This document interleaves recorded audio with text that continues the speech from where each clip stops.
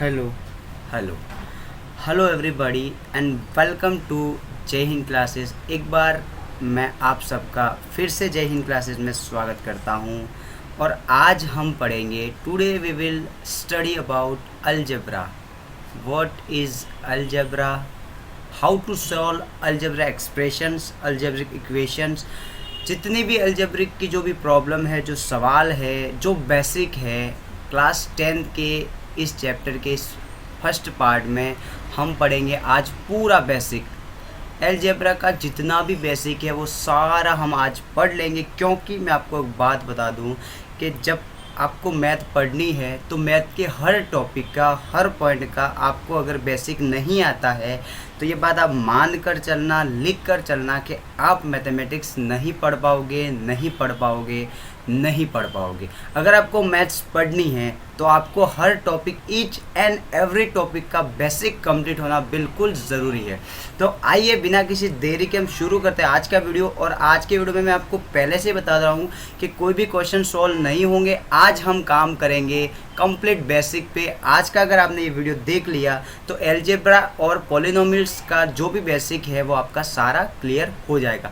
Maths पढ़ाने की और मैथ समझाने की जिम्मेदारी पूरी मेरी रहेगी। आपको मेरे से एक ही प्रॉमिस करना है कि आप कंटिन्यू मेरी क्लास के साथ बने रहेंगे। मैं आपसे वादा करता हूँ कि लगातार अगर आपने मेरे वीडियो से, आप मेरे से लगातार मैथ्स पढ़ोगे तो आपका बेसिक से लगा के सारी चीज़ें भी क्लियर करवा दूंगा। आइए, बातें बहुत ज़्यादा हो गई है, अब हम शुरू करते हैं हमारा बेसिक। क्लास 10th में 4 से 5 मार्क्स का सीधा सा क्वेश्चन 10th बोर्ड में मैथ्स में आता ही है। अलजेब्रा से सीधा सा क्वेश्चन आता है। तो हम अभी क्वेश्चंस नहीं करेंगे, मैंने पहले ही बता दिया, हम बेसिक पढ़ेंगे। तो आइए देखते हैं बेसिक। सबसे पहले आपने क्लास 6 से अलजेब्रा स्टार्ट होता है और फिर जहाँ तक मैथ्स पढ़ो आप वहाँ तक अलजेब्रा चलता जाता है। सबसे पहले मेरे को ये बताओ कि अलजेब्रा होता क्या है। जैसे आपने मैथ्स में ऐसे नंबर देखे होंगे, 7 देखा होगा, 8 देखा होगा, या फिर 1000 देखा होगा, या फिर 3 लाख, एक्स्ट्रा बहुत से नंबर देखे होंगे।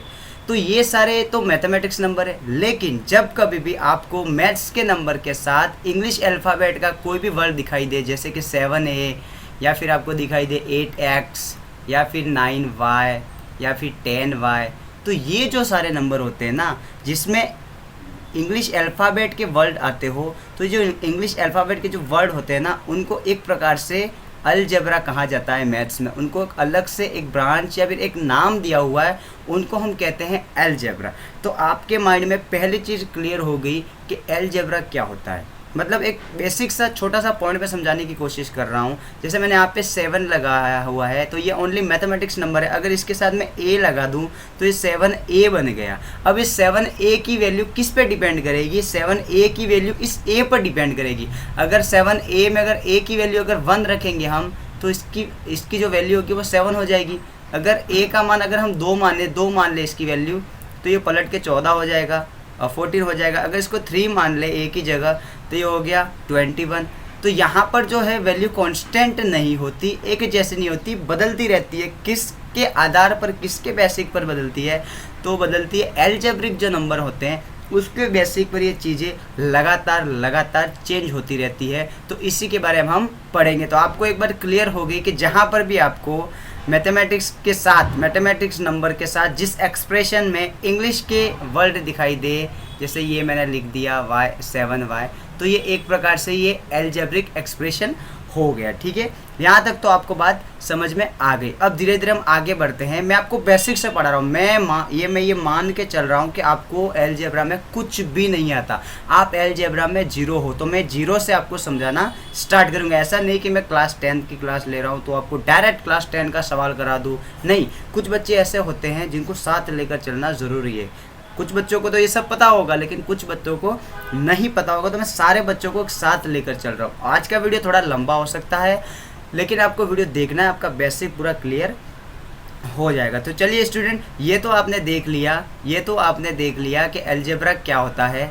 अलजेब्रा ये होता है। ठीक है, हमने क्लास 6, 7 और 8 में ज़्यादा से ज़्यादा हमने यही पढ़ा है कि अलजेब्रा की एडिशन, अलजेब्रा का सब्ट्रैक्शन, मल्टीप्लाई एंड डिवाइड, यही पढ़ा है हमने।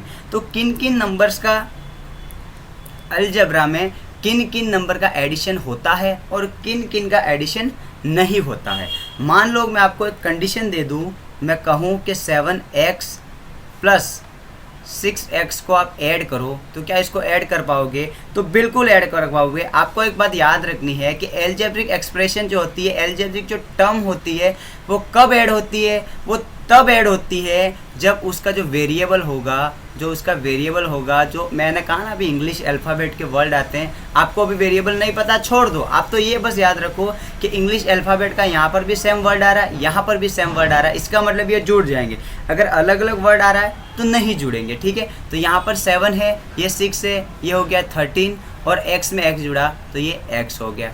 आई बात समझ में कि मैं आपको क्या समझाने की कोशिश कर रहा हूँ? नहीं समझ में आया कोई दिक्कत नहीं, आप मेरे साथ बने रहिए। अगर मैं आपको यूँ कह दूँ कि 7x प्लस इसके अंदर अब 6y को ऐड करो, तो क्या आप ऐड कर पाओगे?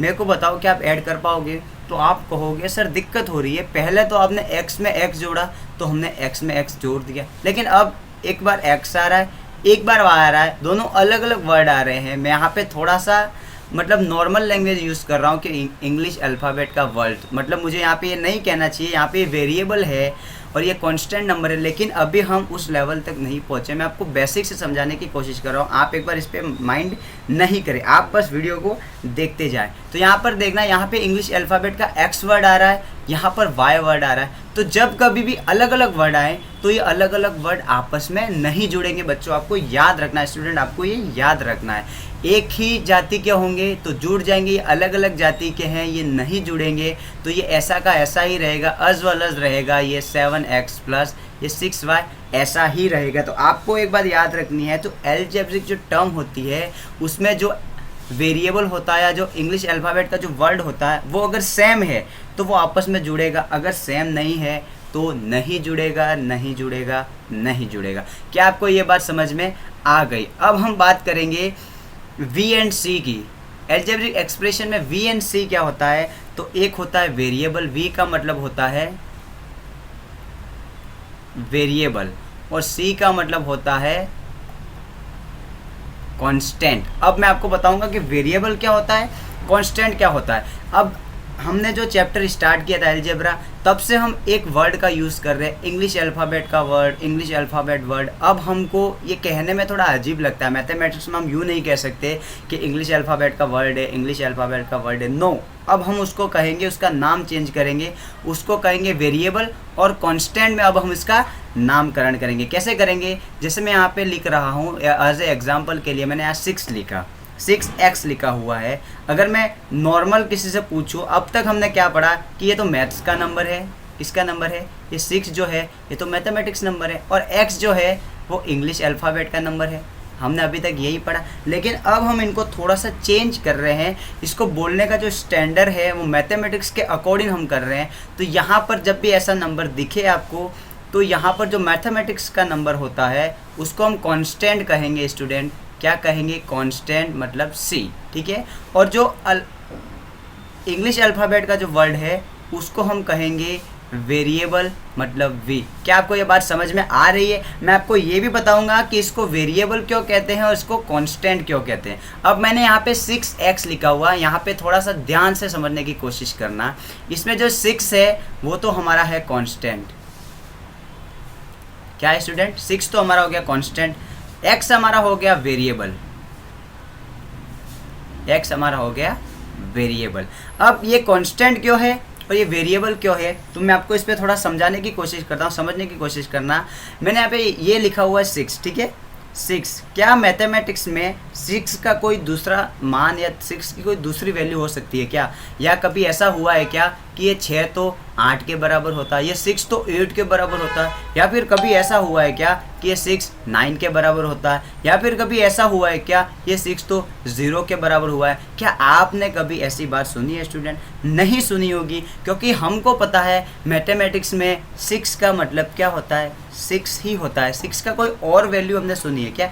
नहीं सुनी है। मतलब जो मैथमेटिक्स जो नंबर होते हैं उनकी वैल्यू ऑलवेज फिक्स रहती है। फिक्स तो फिक्स मतलब 1 है तो इसकी वैल्यू 1 है, इसमें कोई चेंज नहीं। 1 की कोई वैल्यू चेंज होकर दूसरी थोड़ी ना आ जाएगी, इसलिए ये कांस्टेंट रहते हैं। कांस्टेंट मतलब स्थिर, मतलब इनकी वैल्यू चेंज नहीं होती रहती है, इसको हम कहते हैं कांस्टेंट। अब हमारे साथ दूसरे भाई साहब है, वो है x। अब इस x की जगह तो कुछ भी मान आ सकता है, एक भी आ सकता है, 2, 1, 2, 3, 4, 5, ऐसे ऐसे सो ऑन इन्फिनिटी तक चले। तो x की जगह हम जैसे जैसे कोई भी वैल्यू पुट करेंगे तो इस पूरी टर्म की वैल्यू चेंज होती रहेगी। तो मतलब यहाँ पर x की वैल्यू क्या है हमको एग्जैक्टली नहीं पता है, और इसी जो वेरिएबल होते हैं, जो वेरिएबल इन्हीं को हम अलजेब्रा कहते हैं। क्या कहते हैं स्टूडेंट? अलजेब्रा।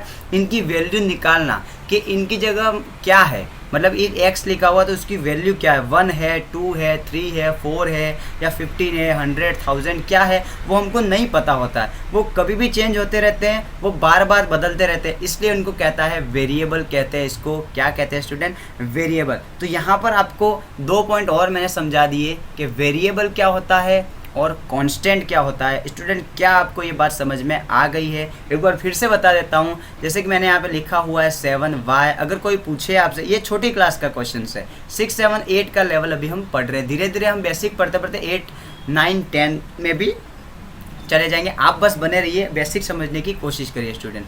यहाँ पर मैंने 7y लिखा हुआ है। अगर क्वेश्चन आ जाए कि इसमें कांस्टेंट वैल्यू क्या है, तो कांस्टेंट वैल्यू है 7, और वेरिएबल क्या है, तो वेरिएबल है y। यहाँ पर हमने 2 चीज़ें और क्लियर कर दी है। फर्स्ट में हमने पढ़ा कि अलजेब्रा क्या होता है, सेकेंड हमने पढ़ा कि कौन कौन सी चीज़ें ऐड होती है अलजेब्रा में, कौन सी ऐड नहीं होती है। थर्ड हमने पढ़ा कि वेरिएबल क्या होता है, कांस्टेंट क्या होता है। ठीक है स्टूडेंट, अब हम पढ़ेंगे कोफिशिएंट एंड डिग्री। क्या पढ़ेंगे स्टूडेंट? Coefficient and degree. अभी हमने पढ़ा कि वेरिएबल, जैसे हमने यहाँ 5x लिखा हुआ है, तो वेरिएबल और कांस्टेंट क्या है, तो ये तो हो गया कांस्टेंट, ये हो गया हमारा वेरिएबल। इसी तरह हमको पढ़ना है कोफिशिएंट क्या होता है, डिग्री क्या होता है। इसको समझने के लिए आइए साइड में मैं आपको एक और बात समझाने की कोशिश करता हूँ। देखना, मैंने यहाँ पे लिखा हुआ है, मैं यहाँ पे समझने की कोशिश करना। यहाँ पे मैंने लिखा है a plus a plus a plus a, तो इसकी वैल्यू क्या होगी? आप क्या इसको ऐड करके मेरे को बता सकते हैं? यहाँ पे a के साथ में कुछ नहीं है तो मैं 1 ले लूँ, यहाँ पर भी मैं 1 ले लूँ, 1 ले लूँ, 1 ले लूँ, मतलब ये 1a 1a 1a 1a, total कितने a है? अगर इसको ऐड करें तो ये 4a है। क्या आपको बात समझ में आ रही है मैं क्या समझाने की कोशिश कर रहा हूँ? अगर मैं a में 4 बार a को आपस में जोड़ूँ तो मेरे पास टोटल कितने a आएंगे? 4a आएंगे। ठीक है, अगर इसी चीज़ को, इसी कंडीशन को मैं अगर दूसरी टर्म में लिख के दे दूँ कि a मल्टी a, तो इसकी वैल्यू क्या आएगी? तो आप बता सकते हैं कि किसी नंबर का हम बार बार उसी नंबर में मल्टीप्लाई करें तो वो क्या बन जाता है? तो वो पावर बन जाता है। तो यहाँ पर a तो आ रहा है, बार बार a आ रहा है, तो हमने a तो लिख दिया, लेकिन पावर कितनी बनेगी? तो a कितनी बार आ रहा है? तो a 1 2 3 4 बार आ रहा है, तो ये a की पावर 4 बन गया। क्या क्लास 8 में आपने पावर एंड एक्सपोनेंट नाम का जो चैप्टर पढ़ा है उसमें आपको पता होगा, उसमें आपने ये देखा होगा कि 2 मल्टी 2 मल्टी 2 मल्टी 2 मल्टी 2 ऐसा 5 बार होता था। तो हम इसको शॉर्ट फॉर्म में कैसे लिखते थे कि बार बार क्या आ रहा है? 2 आ रहा है, 2 आ रहा है तो 2 लिख दिया। इसकी कितनी बार आ रहा है तो वो पावर में लिख देंगे, अगर मल्टीप्लाई में है तो वो पावर बन जाएगा। क्या आपने नहीं पढ़ा था? तो यही पढ़ा था, मैं यही समझाने की कोशिश कर रहा हूँ। तो अब आइए हम धीरे धीरे हमारे टॉपिक पर आते हैं कि कोफिशिएंट क्या होता है, डिग्री क्या होती है। कोफिशिएंट ये होता है, कोफिशिएंट मतलब होता है कांस्टेंट। मैंने अभी आपको बताया 5x जो लिखा हुआ है उसमें कांस्टेंट वैल्यू क्या है? तो कांस्टेंट वैल्यू 5 है, तो ये 5 ही हमारा कोफिशिएंट कहलाएगा स्टूडेंट। क्या कहलाएगा? कोफिशिएंट। अन एग्जाम्पल लेके मैं आपको समझाने की कोशिश करता हूँ। जैसे मैंने यहाँ पे लिखा है 10z। क्या लिखा हुआ मैंने? 10z। अगर एग्ज़ाम में सीधा सा आपसे क्वेश्चन पूछ ले आधे मार्क्स का या 1 मार्क्स का कि इसमें z का कोफिशिएंट क्या है, what is the coefficient of z, z का कोफिशिएंट क्या है? तो कोफिशिएंट क्या होता है कि जो मैथमेटिक्स का नंबर या जो कांस्टेंट वैल्यू वेरिएबल के साथ जुड़ी हुई है, जो कांस्टेंट वैल्यू वेरिएबल के साथ ऐड है, उसके साथ चल रही है, वो हमारा कहेगा कोफिशिएंट। कोफिशिएंट कहलाएगा। क्या आपको ये बात समझ में आ गई स्टूडेंट? और अब बात करते हैं डिग्री की। कोफिशिएंट कुछ भी नहीं है, एक छोटा सा पॉइंट है अलजेब्रा का, लेकिन मैं आपको बेसिक में पढ़ा रहा हूँ इसलिए थोड़ा डिटेल में समझाने की कोशिश कर रहा हूँ। कुछ भी नंबर लिखा हो, मान लो यहाँ पे 1000x लिखा हुआ है, तो जो भी इस वेरिएबल के साथ जुड़ा हुआ है सॉरी 1000, ये x के साथ 1000 जुड़ा हुआ है, तो ये पूरा 1000 जो है वो इसका कोफिशिएंट कहलाएगा। इस x का कोफिशिएंट क्या कहलाएगा? 1000। अगर मैंने यहाँ पे लिखा है 100n लिखा हुआ है, तो ये जो 100 है वो n का कोफिशिएंट है। क्या है? कोफिशिएंट। जो कांस्टेंट वैल्यू वेरिएबल के साथ लगी हुई है या वेरिएबल के साथ चल रही है वो कहलाता है हमारे स्टूडेंट कोफिशिएंट कहलाता है। अब हम बात करेंगे डिग्री की। क्या बात करेंगे स्टूडेंट? डिग्री किसको कहते हैं? तो डिग्री का दूसरा नाम आप लिख सकते हैं यहाँ पे पावर। क्या लिख सकते हैं? पावर। जी हाँ, पावर। लेकिन पावर और डिग्री में थोड़ा सा डिफरेंट है। जैसे मैंने यहाँ पे लिख दिया कि 7x की पावर 4, ठीक है, 7x की पावर 4। तो यहाँ पर डिग्री क्या कहलाएगी? इस टर्म की डिग्री क्या कहलाएगी? तो डिग्री का मतलब होता है पावर। तो x की क्या पावर है? तो x की पावर 4 है, तो यहाँ पर जो डिग्री है वो हमारी 4 कहलाएगी। क्या कहलाएगी? 4 कहलाएगी। लेकिन कभी कभी क्या कहते हैं, जैसे जैसे हम क्लास 9th और 10th में आते जाते हैं तो स्टैंडर्ड चेंज हो जाता है। अब हमको तो यही पता है कि मान लो यहाँ पर लिखा हुआ है 7a की पावर 8 और पूछ ले डिग्री कितनी है, तो हमको पता है जो पावर है हम तो वही लिखेंगे 8, हमको तो सर ने यही पढ़ा है 8। लेकिन मान लो क्वेश्चन यूँ आ गया कि 7x की पावर 2 प्लस 9y की पावर 4 प्लस 10, ऐसा आ गया और आपसे क्वेश्चंस पूछ ले एग्ज़ाम में कि स्टूडेंट बताओ कि ये जो अलजेब्रिक एक्सप्रेशन दी हुई है उसकी डिग्री क्या है। तो अब आप कंफ्यूज हो जाओगे कि यहाँ पर x की पावर 2 है, यहाँ y की पावर 4 है, तो भाई साहब यहाँ पर डिग्री कौन सी लिखे? हम x वाली डिग्री लिखे, क्या डिग्री हम 2 लिखे, या डिग्री हम 4 लिखे, या डिग्री इन दोनों को जोड़ के लिखे, या इन दोनों को माइनस करके लिखे? आखिर हम डिग्री क्या लिखे? तो जब यहाँ पर एक से ज़्यादा टर्म हो, क्या हो स्टूडेंट? एक से ज़्यादा टर्म जब आपके सामने आ जाए तब आपको देखना है कि सबसे बड़ी पावर कौन सी है। यहाँ x के ऊपर पावर 2 है लेकिन y के ऊपर पावर 4 है, तो जो हमारी डिग्री कहलाएगी वो 4 कहलाएगी स्टूडेंट। क्या कहलाएगी?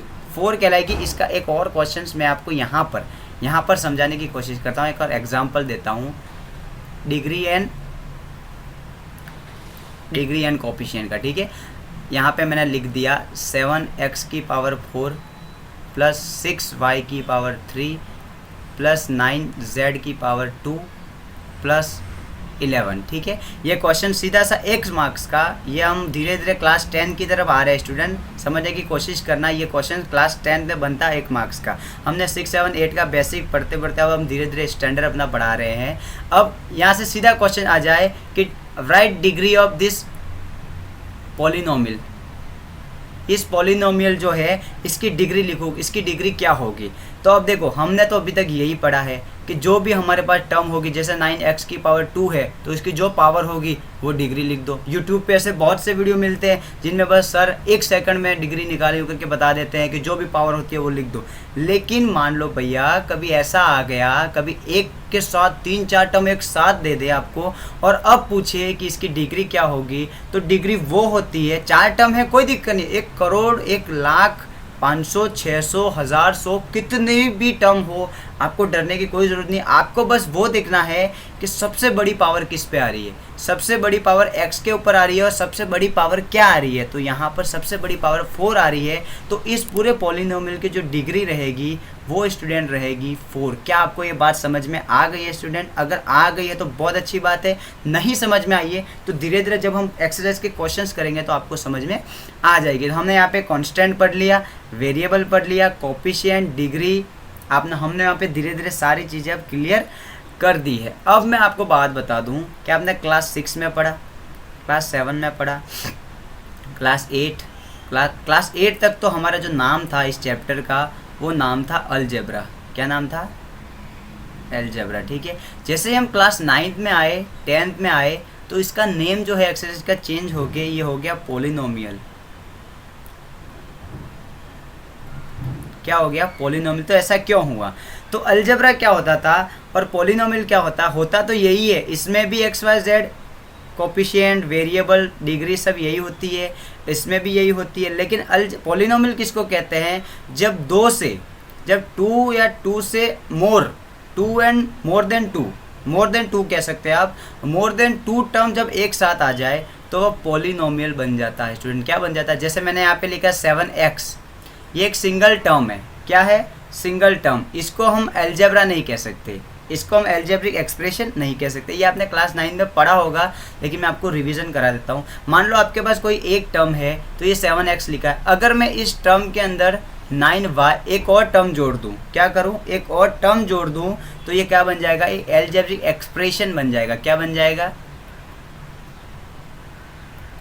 एल्जेब्रिक एक्सप्रेशन बन जाएगा। जब तक ये सिंगल टर्म में था, जैसे मैंने यहाँ पे लिखा है 6y, तो ये अभी सिंगल टर्म है, ये एक्सप्रेशन नहीं है। लेकिन इसके साथ अगर मैं एक से ज़्यादा term, one more than one, तो अगर मैं यहाँ पे 2z जोड़ दूँ, 2z, तो ये क्या हो जाएगा, एल्जेब्रिक एक्सप्रेशन हो जाएगा। ठीक है, तो टर्म क्या होती है और एक्सप्रेशन क्या होती है। तो टर्म में ओनली सिंगल टर्म होती है, आपको पता है, कोई भी एक चीज़। ठीक है, अगर मैं यहाँ पे मैंने a लिखा है, तो ये a ही रहेगा, ये टर्म है। लेकिन इसके साथ अगर y में और ऐड कर दूं, तो एक से ज़्यादा टर्म होगी, मतलब दो टर्म होगी। मतलब जैसे दो टर्म होगी तो ये एल्जेब्रिक एक्सप्रेशन कहलाएगा। और जब दो से ज़्यादा हो जाए, तो क्या कहलाएगा, ये धीरे धीरे हम इसको पॉलिनोमियल कहना शुरू करेंगे क्लास 9 और 10 में, इसलिए इसको पॉलिनोमियल कहा जाता है, और कोई बात नहीं है। ठीक है, अब हम बात करते हैं लीनियर पॉलिनोमियल क्या होते हैं, क्वाड्रेटिक क्या होते हैं, उसके बारे में हम बात करेंगे। ठीक है स्टूडेंट, इसके बाद हम जीरोज ऑफ पॉलिनोमियल पढ़ेंगे, और फिर हम धीरे धीरे क्लास 10 के जो एक्सरसाइज के क्वेश्चन है उसको पढ़ना शुरू करेंगे। सबसे पहले हम देखेंगे लीनियर पॉलिनोमियल। यहाँ से आप बिल्कुल ध्यान से पढ़ना। अब हम धीरे धीरे हमारा स्टैंडर्ड बढ़ा रहे हैं। पहला है लीनियर पॉलिनोमियल्स क्या होते हैं। पॉलिनोमियल का मतलब क्या था, और हाँ, इसको पढ़ने से पहले क्या आपको ये बात पता है कि एक्सप्रेशन किसको कहते हैं और इक्वेशन किसको कहते हैं। मैं यहाँ पे थोड़ा सा साइड में समझाने की कोशिश करता हूँ आपको स्टूडेंट, यहाँ पे आप समझने की कोशिश करना। एक होता है एक्सप्रेशन और एक होता है इक्वेशन। क्या आपको पता है एक्सप्रेशन किसको कहते हैं और इक्वेशन किसको कहते हैं? आई होप आपको पता होगा, लेकिन कुछ स्टूडेंट आज भी कंफ्यूज होते हैं कि सर एक्सप्रेशन क्या होता है और इक्वेशन क्या होता है। किसी भी अलजेब्रा की टर्म को अगर मैं जोड़ूं, मैं यहाँ पे समझा देता हूँ, समझो। मैं यहाँ पे समझाऊँ कि अगर मैंने 6y + 7x + 10 मैंने यहाँ पे लिखा हुआ है, एक तरफ मैंने ये लिखा है, दूसरी तरफ मैंने ये लिखा है कि 7x + 10 = 0।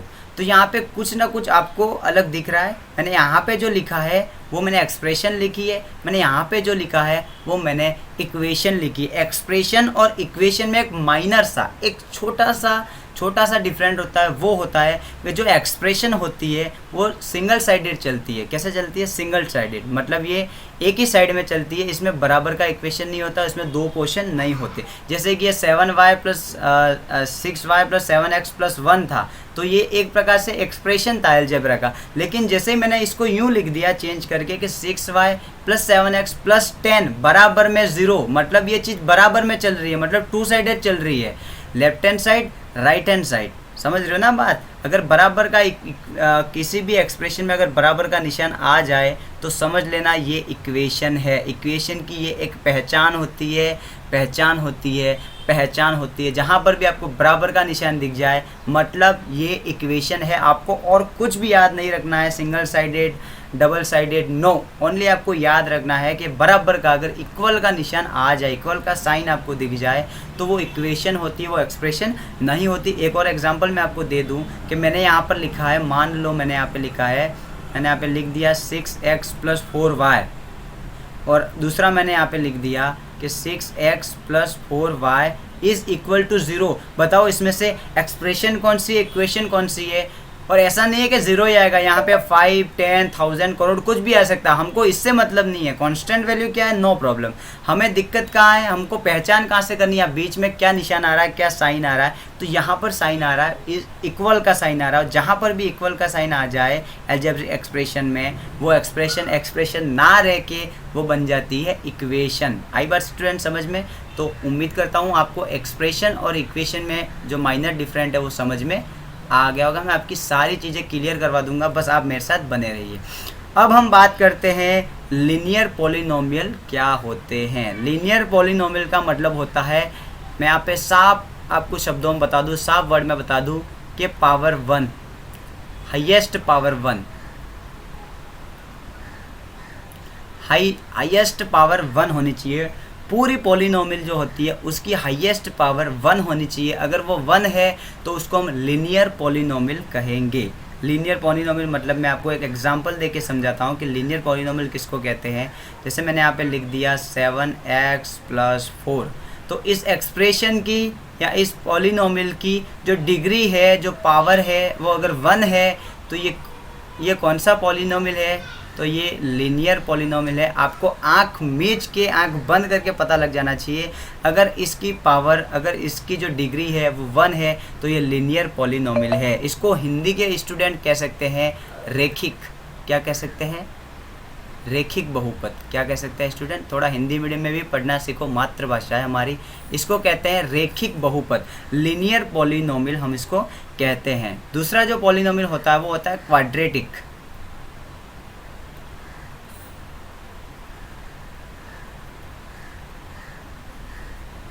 क्वाड्रेटिक पॉलिनोमियल क्या होता है?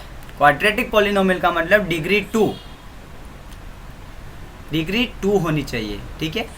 टर्म कितनी भी हो फर्क नहीं पड़ता, लेकिन डिग्री उसकी जो है वो 2 होनी चाहिए। 2 की डिग्री मतलब, डिग्री का मतलब क्या होता है कि पूरी एक्सप्रेशन की जो हाईएस्ट पावर होती है वो ओनली 2 होनी चाहिए। जैसे मैं यहाँ पे लिख दूँ कि x² + 7y + 10, तो यहाँ पर हम इसकी डिग्री चेक करेंगे। तो डिग्री कहाँ पे चेक होती है, डिग्री कैसे चेक करते हैं, मैंने आपको बताया है कि पूरी एक्सप्रेशन की जो सबसे बड़ी पावर होती है उसको देखते हैं। तो यहाँ पे सबसे बड़ी पावर क्या है, 2। अगर सबसे बड़ी पावर 2 है तो उस एक्सप्रेशन की डिग्री क्या कहलाएगी, एक्सप्रेशन की डिग्री 2 कहलाएगी। और अगर डिग्री 2 है तो हम इसको सीधा सा बोलेंगे क्वाड्रेटिक पॉलिनोमियल। क्या कहेंगे, क्वाड्रेटिक पॉलिनोमियल।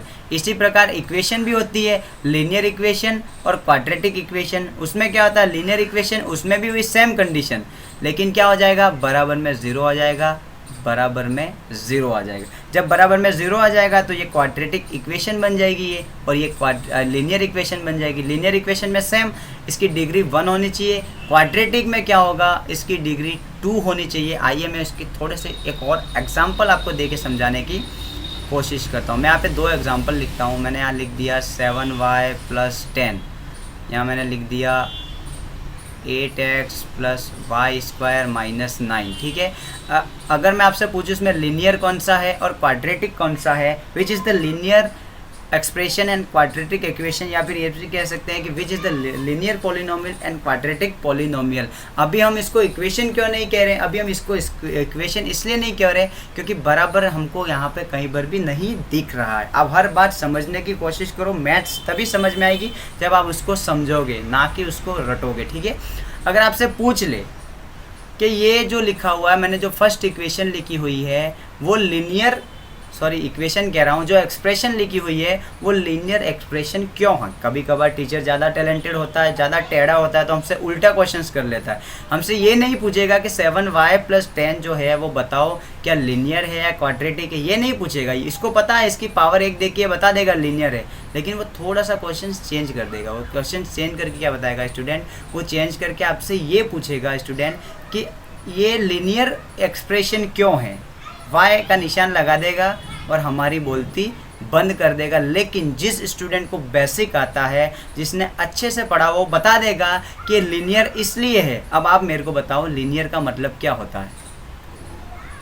लीनियर का मतलब आपको एक ही बात याद रखनी है कि इसकी डिग्री 1 होनी चाहिए। तो आपसे अगर कोई टीचर ऐसे पूछ ले या कोई स्टूडेंट आपसे पूछ ले कि ये लीनियर एक्सप्रेशन क्यों है, तो हम उसको बता देंगे क्योंकि ये जो एक्सप्रेशन है इसकी डिग्री ओनली 1 है, इसलिए लीनियर है। अगर कोई आपसे यूँ पूछ ले क्यों इसके हिसाब से बता ये लीनियर है कि क्वाड्रेटिक है, तो हम देखेंगे x पर तो 1 पावर है, y पर पावर 2 है, लेकिन डिग्री कैसे चेक करते हैं, तो डिग्री वो चेक करते हैं जो पूरी एक्सप्रेशन की सबसे बड़ी पावर, तो पूरी एक्सप्रेशन की सबसे बड़ी पावर 2 है, और जहाँ पर डिग्री और पावर 2 होती है वो तो हमारा कहलाता है क्वाड्रेटिक। क्या कहलाता है स्टूडेंट, क्वाड्रेटिक।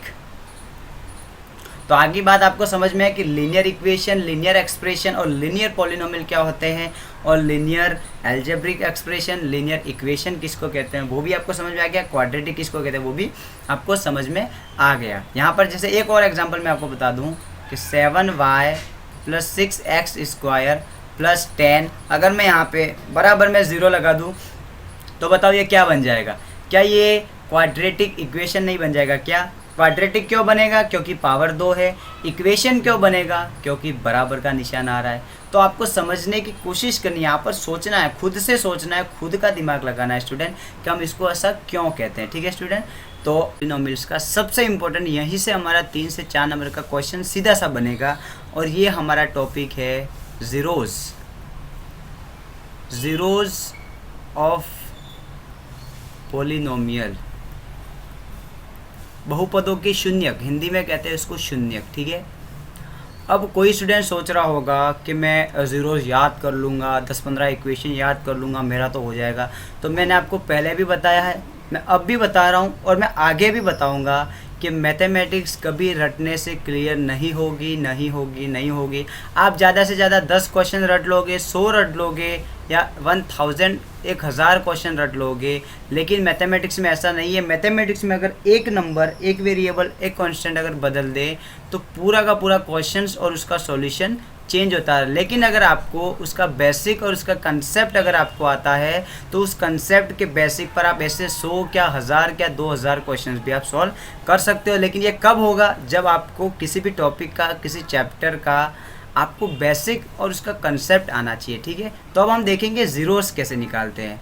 ज़ीरोज़ सबके लिए अलग अलग होते हैं। सबसे पहले हम देखेंगे first of all linear equation के ज़ीरोज़। क्या पढ़ेंगे? लीनियर जो इक्वेशन होती है या लीनियर जो पॉलिनोमियल होते हैं उसके कितने ज़ीरोज़ होते हैं।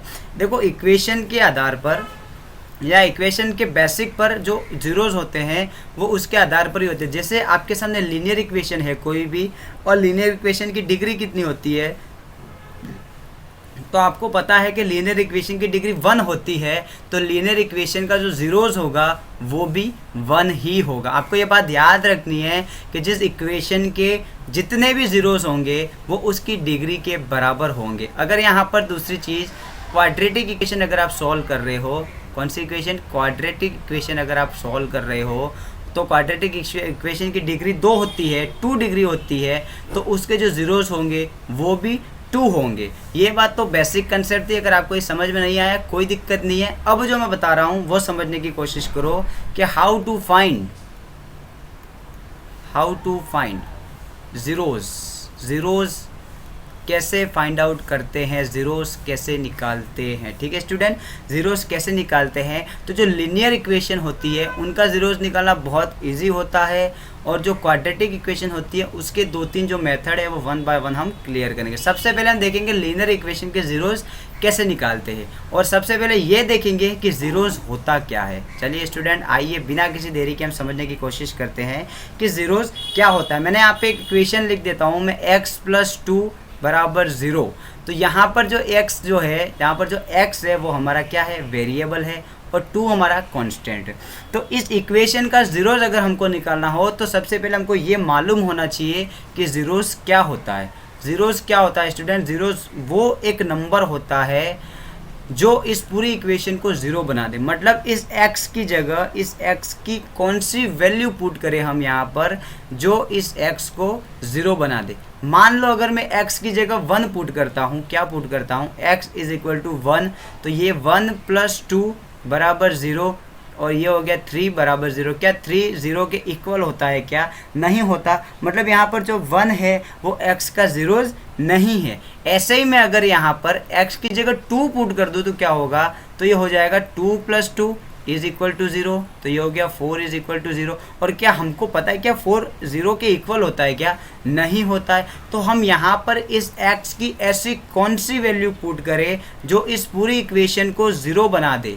तो ये जो नंबर होता है जो x का, जो इस पूरी इक्वेशन को ज़ीरो बना दे, वही हमारा इक्वेशन का ज़ीरोज़ कहलाता है स्टूडेंट। इक्वेशन का शून्यक कहलाता है। हिंदी मीडियम के बच्चों के लिए याद रखना, ज़ीरोज़ को शून्यक कहते हैं। आपको ये बात याद रखनी है, आपको ये बात ध्यान रखनी है। ठीक है, तो अब हम ज़ीरोज़ कैसे निकालते हैं उसकी जो मेथड है वो मैं आपको समझाने की कोशिश करूँगा। नई स्लाइड ले लेते हैं यहाँ पर। चलिए, अब हम थोड़ी सी हार्ड इक्वेशन, पहले वो वाला एक बार क्वेश्चन सॉल्व कर लेते हैं कि x प्लस 2 बराबर 0।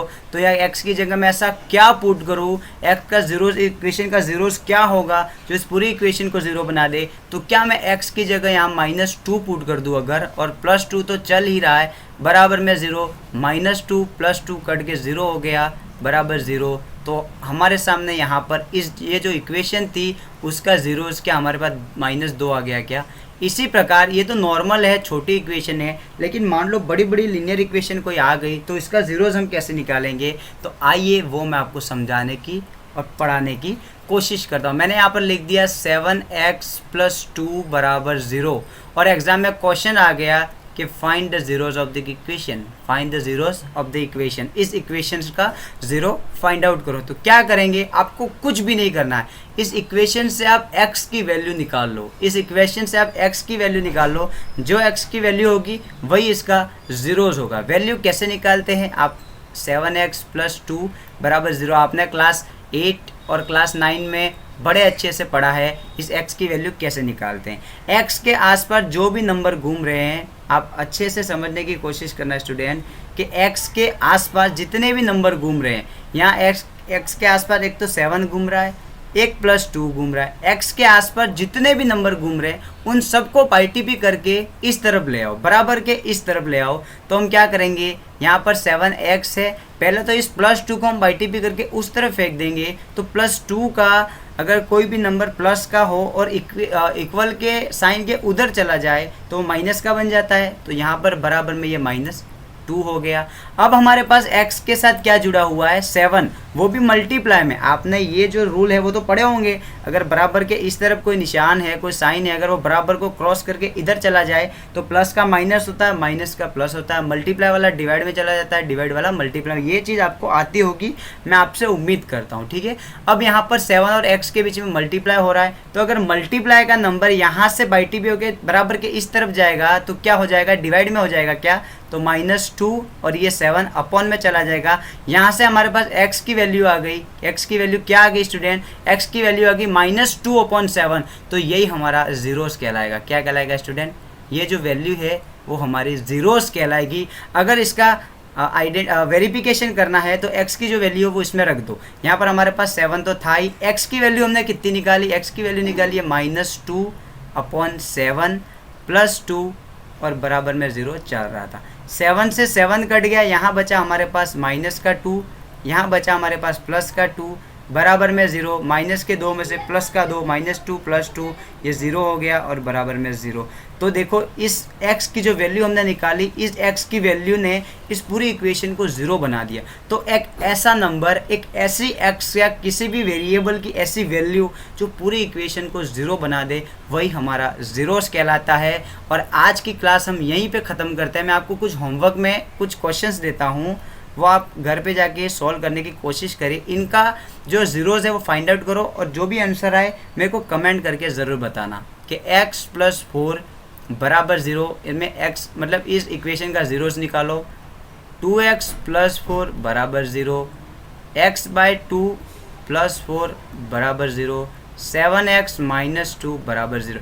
इन चारों इक्वेशन के जीरोस आप फाइंड आउट करके मेरे को आप कमेंट करके ज़रूर बताना। आगे के जो ये तो हमने पढ़ा लीनियर इक्वेशन जो होती है, लीनियर इक्वेशन के जीरोस कैसे निकालते हैं।